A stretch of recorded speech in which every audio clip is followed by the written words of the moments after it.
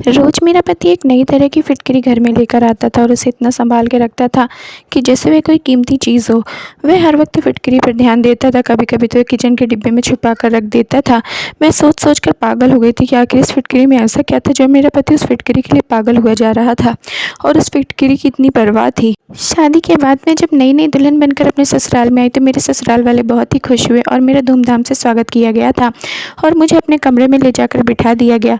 तब भी मेरे पति के हाथ में यही फिटकरी थी। वह मुझसे बात करने के बाद अपनी फिटकरी को लेकर बाथरूम में चला गया था और मेरे पति को गए हुए लगभग 2 घंटे हो गए थे। मैं अपने पति का बहुत देर तक इंतज़ार करते करते सो गई थी। अगली सुबह को जब मेरी आँख खुली तो मेरा पति मुझे बिस्तर पर नज़र नहीं आया था। मैं सोच में पड़ गई कि क्या उसने सारी रात बाथरूम में ही बिताई थी। मैं बड़ी परेशान हो गई। तभी मैंने देखा कि वह बाथरूम से निकला और उसके हाथ में वही थैला मौजूद था जिसके अंदर फिटकरी थी। मुझे बहुत ही अजीब लगा था, पर मैं नई दुल्हन थी इसलिए मैं अपने पति को कुछ भी नहीं बोल पाई। इसी तरह दिन गुजर गए और मेरी शादी को लगभग 3 महीने हो गए थे और ये फिटकरी थी कि जिसकी सच्चाई आज तक ख़त्म होने का नाम नहीं ले रही थी। वह जब भी बाथरूम में जाता तो फिटकरी का थैला बाथरूम के अंदर जाते हुए और बाथरूम से बाहर आते हुए भी उसके हाथ में ही होता था। बाथरूम से लगातार पानी गिरने की आवाज़ भी आती रहती और जब ज़्यादा देर हो जाती तो मेरा पति बाथरूम से बहुत खुश होकर बाहर निकलता था। मैं तो बड़ी अजीब सी उलझन में फंस गई थी। मैं अपनी परेशानी किसी को बता भी नहीं सकती थी। ये सच्चाई जानने के लिए एक रोज़ मैं बाथरूम की खिड़की से झांक कर देखा तो मेरे होश उड़कर रह गए। मेरे माता पिता मुझे बहुत प्यार किया करते थे क्योंकि मैं उनकी इकलौती बेटी थी, पर एक कार एक्सीडेंट में मेरे घर वाले गुजर चुके थे। इस शब्द को मैं बर्दाश्त नहीं कर पाई। उस समय मैं बहुत ही छोटी थी, इसलिए मेरे गाँव वालों ने मेरी जिम्मेदारी मेरे चाचा को सौंप दिया। मैं अपने चाचा चाची के घर में रहने लगी थी और उनकी बेटियों की उतरन पहनकर उनका बचा हुआ खाना खाकर अपना गुजारा कर रही थी। वह लोग मुझे बहुत ताने भी दिया करते थे। समय इसी तरह से बढ़ रहा था और मैं धीरे धीरे बड़ी हो गई थी। मेरी उम्र 18 साल की हो गई थी और मेरी शादी की उम्र हो गई थी। मेरे लिए काफ़ी सारे रिश्ते भी आने लगे थे। मुझे ऐसा लगता था कि मेरे लिए रिश्ते आते ही मेरी चाची परेशानी में आ जाती थी। मेरी चाची ने मुझसे जान छुड़ाने के लिए मेरी शादी एक ऐसे इंसान से कर दी थी जिसको मैं जानती तक नहीं थी। फिर भी मैंने सोचा कि चाचा के घर पर मुझे सारा दिन नौकरानी की तरह काम करना पड़ता था। इससे बेहतर तो यही होगा कि मैं अपने पति के घर पर काम करूं और उसकी सेवा करूं। जब मैं अपने होने वाले पति को देखा तो लड़का काफ़ी स्मार्ट है, इसलिए मैं बेफिक्र हो गई थी। फिर सुनने को मिला कि लड़के वालों का अपना घर है, तो इस बात से मैं और भी ज़्यादा खुश हो गई थी। पर चाची ने तो अपनी जान से छुटकारा पाने के लिए मेरी शादी जल्दबाजी में कर दी थी क्योंकि मैं बहुत ज़्यादा खूबसूरत थी और मेरी चाची की बेटियां मुझसे ज़्यादा खूबसूरत नहीं थी। इसलिए चाची जलन की वजह से मुझे जल्द से जल्द विदा करना चाहती थी ताकि उनकी बेटियों के लिए आगे का रास्ता साफ हो सके। विदाई के टाइम पर चाची ने मुझे कहा था कि अब ससुराल में ही रहना, मेरे घर आने की कोई ज़रूरत नहीं। मेरे पास तो इतने पैसे नहीं है कि मैं तुम्हारा खर्चा उठा सकूं। जैसे भी हालत हो तुम्हें अपने ससुराल में ही रहना है और अगर अपने ससुराल में तुम्हें कोई परेशानी लगे तो चुपचाप उसे बर्दाश्त करना। तलाकशुदा बनकर मेरे घर पर आने की कोई ज़रूरत नहीं। चाची की इस बात ने मुझे बहुत परेशान कर दिया था। वह इस तरह की बातें न जाने मुझसे क्यों कर रही थी। अभी तो मेरी विदाई भी पूरी नहीं हुई थी और वह तलाक तक पहुंच गई थी। आखिर वह ऐसा क्यों कह रही थी? क्या लड़के में कोई खराबी थी या उसके घर वालों में कोई गड़बड़ थी? मेरे दिमाग में अजीब अजीब तरह के सवाल पैदा होने लगे थे और इन्हीं सवालों को सोचते हुए मैं अपनी ससुराल में आ गई थी। अब मैं क्या करती? मेरे पति अजीब हरकतें कर रहे थे और मैं उनकी हरकतों के बारे में कुछ भी नहीं जानती थी। वह सारी रात बाथरूम में क्यों रहे यह तो मैं पूछ भी नहीं सकती थी। यह बात गलत हो जाती। मैंने सोचा कि मैं तो सो गई थी, हो सकता है कि वह भी आकर सो गए होंगे। शायद वह सुबह को दोबारा बाथरूम में नहाने के लिए चले गए हों। बस यही सोचकर मैंने अपने दिल को तसल्ली दे दी थी, लेकिन मेरी यह तसल्ली किसी भी काम नहीं आई थी। अब रोज़ाना कमरे में मेरा पति यही अजीबोगरीब हरकतें करने लगा था। शादी को 4 महीने पूरे होते ही मेरी सास ने पोता पोती की रट लगा ली थी। मेरी सास को तो यह भी नहीं पता था कि एक भी दिन उनके बेटे मेरे पास नहीं आए। उनका बेटा ना जाने किन हरकतों में बिजी रहता था और मैं शर्म की वजह से यह बात किसी से कह नहीं सकती थी। 4 महीने बाद जब मैं पहली बार चाची से मिलने उनके घर पर गई तो चाची मुझे देखकर परेशान हो गई थी और एकदम से उन्होंने मुझसे सवाल किया कि मैं अपना घर छोड़कर तो नहीं आई हूँ। चाची के सवाल पर मैं बड़ी हैरत से उनकी तरफ देखा। मेरी विदाई के टाइम पर भी उनका मेरे साथ यही बिहेवियर था और मैं पूरे 4 महीने बाद उनसे मिलने के लिए आई हूँ, तब भी वह मेरे साथ ऐसी अजीबोगरीब बातें कर रही हैं। मैंने चाची से कहा कि नहीं, मैं तो सिर्फ आपसे मिलने के लिए यहाँ पर आई हूँ। मुझे उनकी बात से बहुत दुख पहुँचा था। मैंने अपना सारा बचपन इस घर में ही गुजारा था। मुझे इस घर से बहुत ज़्यादा लगाव था। क्या मेरा इतना भी हक नहीं बनता था कि मैं इस घर में अपने चाचा चाची से मिलने के लिए भी कभी कभी आ जाऊँ। मैं उदास होकर अपने ससुराल को वापस आ गई थी और इधर देखा कि मेरा पति फिटकरी उठाकर बाथरूम में जा रहा था।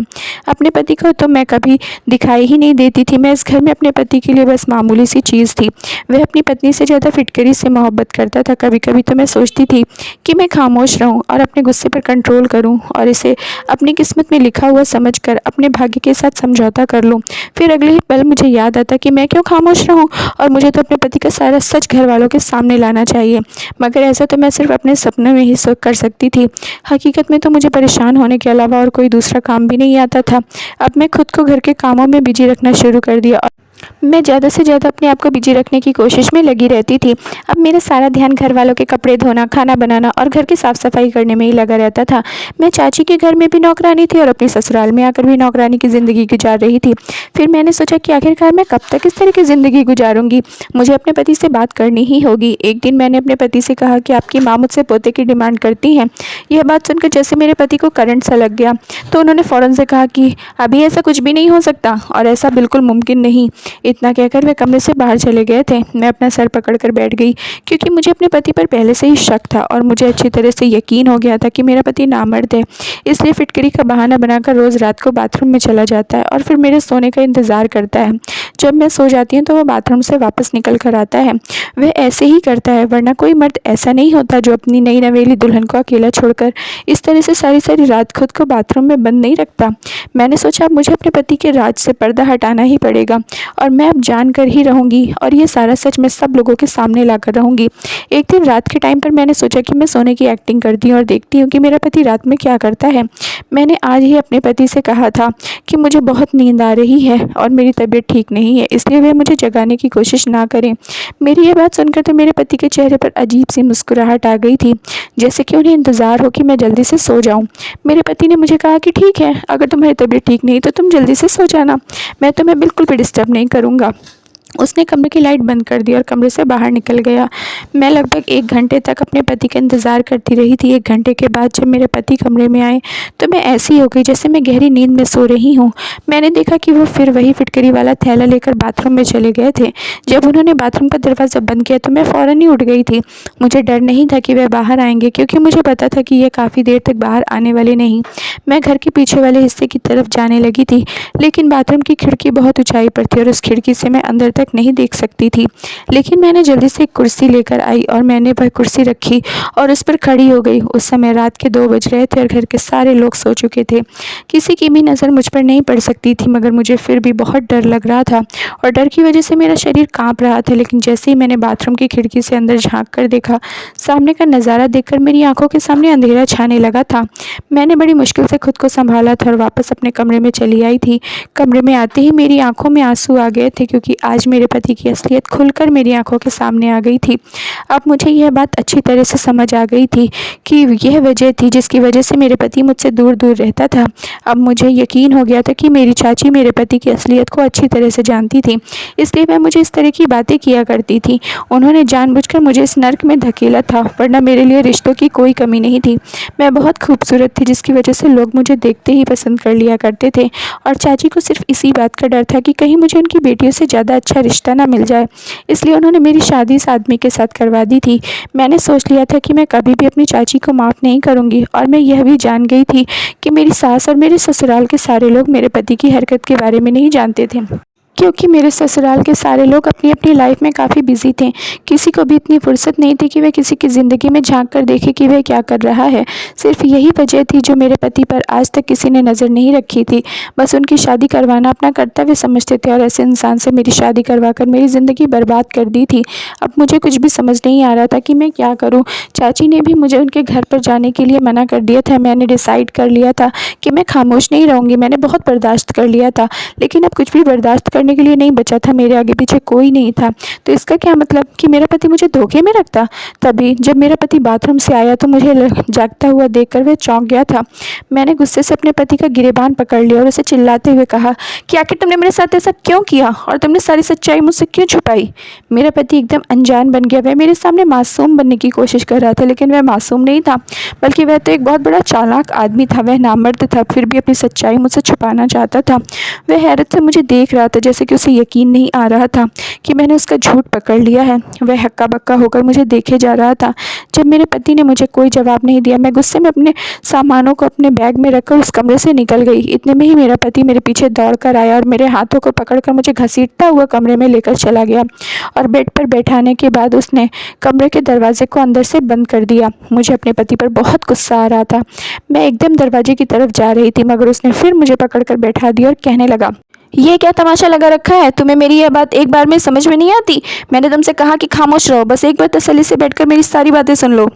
मैंने कहा कि तुम्हें क्या लगता है तुम लोगों से सच छुपा कर रखोगे, पर तुम शादी के लायक नहीं हो और तुम एक नामर्द हो। मैं यह बात सारी दुनिया को बताना चाहती हूँ कि तुम नामर्द हो और तुमने मेरी ज़िंदगी के साथ खिलवाड़ किया है। मैं यह बात बर्दाश्त नहीं कर सकती। मेरे मुँह में जो आ रहा था मैं कहे जा रही थी। इतनी बात सुनकर मेरे पति ने मेरे मुँह पर एक ज़ोरदार थप्पड़ मार दिया। मैं उसका थप्पड़ बर्दाश्त नहीं कर सकी और लड़खड़ाते हुए ज़मीन पर गिर गई। मुझे इस बात की उम्मीद बिल्कुल भी नहीं थी कि मेरा पति आखिरकार मुझ पर हाथ भी उठा सकता है। अगले ही पल मैं थप्पड़ का दर्द भूलकर अपने पति के सामने आकर खड़ी हो गई और कहने लगी कि तुम्हारे थप्पड़ मारने पर भी मैं इस घर में अब नहीं रह सकती। मेरे पति ने कहा कि तुम जैसा सोच रही हो वैसा कुछ भी नहीं है, शायद तुम्हें गलतफहमी हुई है। मैं नामर्द नहीं हूँ, तुम अपने दिमाग में सोचना बंद कर दो। मैं नामर्द नहीं हूँ, बल्कि एक बहुत बड़ी बीमारी का शिकार हूँ, जिसकी वजह से एक वैद्य ने मुझे इलाज करने के बारे में बताया था कि मैं फिटकरी के इस्तेमाल से जल्द सेहतमंद हो जाऊँगा। पहले तो मैं बिल्कुल ठीक था, लेकिन पिछले 6 महीने से मेरे शरीर में बुरी तरह से खुजली हो रही थी और धीरे धीरे ज़्यादा बढ़ गई थी। मैं अपनी इस बीमारी का हर तरह से इलाज किया, बड़े से बड़े डॉक्टर को दिखाया और काफ़ी सारी महंगी दवाइयों का भी इस्तेमाल किया, पर मुझे आराम ना मिला। फिर मेरे एक दोस्त ने एक मशहूर वैद्य के बारे में बताया, तो मैं उसके कहने के मुताबिक उसे वैद्य के पास चला गया था। मैं जब वैद्य से मुलाकात की तो उन्होंने मेरी पूरी तरह से चेकअप किया और मुझे यकीन दिलाया कि मैं जल्दी ही ठीक हो जाऊंगा। इस वैद्य ने मेरा इलाज शुरू कर दिया था और उधर मेरी शादी की तैयारी शुरू कर दी गई थी। मैंने अपने माता पिता को बहुत इनकार किया कि मैं अभी शादी करने के लिए तैयार नहीं हूँ, लेकिन मेरी किसी ने एक भी नहीं सुनी और मेरी शादी की डेट भी मुझसे बिना पूछे ही तय कर दी। इसी तरह से हमारी शादी भी हो गई। जब मैं वैद्य जी के पास गया और मैंने उनको बताया कि मेरी शादी होने वाली है, तो उन्होंने कहा कि अभी 4-5 महीने तक तुम्हारी शादी नहीं होनी चाहिए थी। जब तक इलाज पूरा नहीं हो जाता तब तक तुम्हें किसी के भी करीब नहीं जाना चाहिए। मैं अपनी फैमिली के हर मेंबर से भी दूरी बनाकर ही बात किया करता था, ना ही किसी के साथ बैठता था। फिलहाल मेरी शादी की डेट तो फिक्स हो गई थी। वैद्य जी ने बताया कि तुम्हें इतना करना होगा कि जब तक इलाज पूरा नहीं हो जाता तो तुम्हें अपनी पत्नी से भी दूरी बनाए रखनी होगी, क्योंकि वैद्य जी के इलाज में मुझे काफ़ी फ़र्क होने लगा था और मैं खुद को काफ़ी हद तक ठीक महसूस कर रहा था। इसलिए मुझे वैद्य जी की बात माननी पड़ी थी और मैंने सोचा था कि शादी करने के बाद मैं तुम्हें सारी हकीकत बता दूंगा, मगर न जाने क्यों मुझे तुमसे कुछ भी कहने की हिम्मत ही नहीं होती थी और बस ये मेरी यही सबसे बड़ी गलती थी जिसकी वजह से तुम मुझे गलत समझ बैठी। और वैद्य जी ने कहा कि फिटकरी से ही तुम्हारा इलाज हो सकेगा, इसलिए मैं तुम्हारे करीब भी नहीं आता था। आज तक मैं तुम्हारे करीब बैठकर तुमसे बात करने की कोशिश भी नहीं की थी और हर रोज़ मैं फिटकरी को घर पर लेकर आता था ताकि मैं जल्द से जल्द ठीक हो जाऊँ और एक नॉर्मल ज़िंदगी जी सकूँ। मेरी परेशानी बाहर से तो किसी को नज़र नहीं आती है, मगर अंदर ही अंदर मैं परेशानी से बहुत ज़्यादा बेचैन हो गया था। मुझे माफ़ कर दो, मैं तुम पर हाथ उठाया और अपनी यह सच्चाई तुमसे इतने दिनों तक छुपा कर रखी। मेरा पति बहुत शर्मिंदा लग रहा था। मुझे अपने पति की बातों पर यकीन आ गया था, क्योंकि उनकी आंखों से लगातार आंसू निकल रहे थे और उनके चेहरे से सच्चाई साफ साफ नज़र आ रही थी। मैंने अपने पति से कहा कि आप अगर मुझे इस बारे में पहले ही बता देते तो मैं पिछले 4 महीने से इतना परेशान नहीं होती। मेरे दिमाग में तो तरह तरह की बातें आने लगी थी। मेरे अलावा कोई और भी होता तो शायद आपके बारे में ऐसा ही सोचता। मैं भी अब आपसे माफ़ी मांगती हूँ कि मैं आपके साथ बहुत बदतमीज़ी की और आपको नहीं समझा। मैं बहुत शर्मिंदा हूँ। मैंने अपने पति से माफ़ी मांगी और उन्हें यकीन दिलाया कि मैं हमेशा आपका साथ दूंगी और जब तक आप पूरी तरह से ठीक नहीं हो जाते मैं आपका पूरा ख्याल रखूँगी। मैं और मेरे पति हमेशा एक दूसरे के साथ, और धीरे धीरे मेरे पति की बीमारी भी जड़ से ख़त्म हो गई और मेरे पति अब बिल्कुल ठीक हैं और हम पति पत्नी एक दूसरे के साथ बहुत अच्छी ज़िंदगी गुजार रहे हैं। कभी कभी हम जो सोचते हैं वह सच नहीं होता। बहुत सी ऐसी छोटी छोटी बातें हैं जो घर को बर्बाद कर देती हैं। हम अपने लाइफ पार्टनर को अच्छी तरह से समझने की कोशिश करनी चाहिए और खुलकर किसी बात को छुपाना नहीं चाहिए। धन्यवाद दोस्तों, उम्मीद करती हूँ आप लोगों को ये कहानी पसंद आई होगी। तो प्लीज़ जल्दी से लाइक कर दीजिए और चैनल पर नए हैं तो सब्सक्राइब कर लीजिए और हाँ, अपनी राय हमें कमेंट बॉक्स में ज़रूर दीजिए। मिलते हैं नेक्स्ट मज़ेदार कहानी में।